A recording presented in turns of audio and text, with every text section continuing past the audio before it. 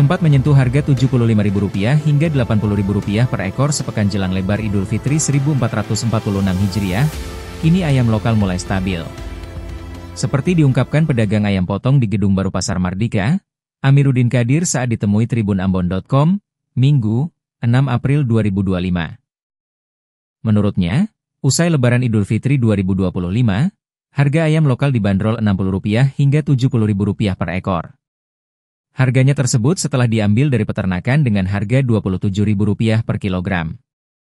Sempat naiknya harga ayam lokal, dikarenakan daya beli masyarakat saat mendekati lebaran Idul Fitri melonjak dan tak selaras dengan stok yang tersedia. Meski ayam lokal ini bergerak turun, namun permintaan konsumen masih sepi. Diketahui, ayam lokal yang diperoleh para pedagang berasal dari daerah di kota Ambon. Harga ayam pembelian sekarang kenanya 27 per kilo.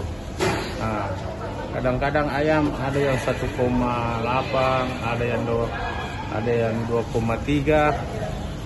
Ada yang di bawah 2 kilo, nah itu, macam harganya lah.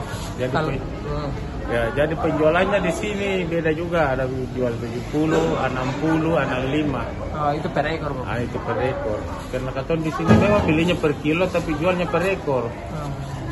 Karena beda memang ayam Surabaya dengan ayam lokal ini, karena ini ayam lokal. Oh, ini ayam lokal, Bang. Iya, ayam Ambon piara di sini. Nah, potong juga di sini di Ambon. Ada beda harga, ada yang harga 60, ada yang 65, ada yang 70. Dan itu dari besarnya.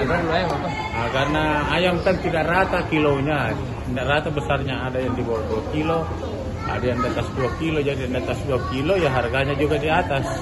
Dan ini timbang toh. Harganya masih stabil. Sebelum lebaran itu memang agak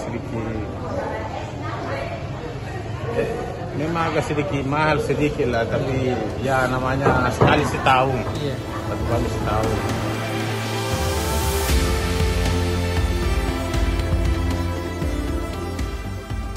Download Tribun X sekarang, menghadirkan lokal menjadi Indonesia.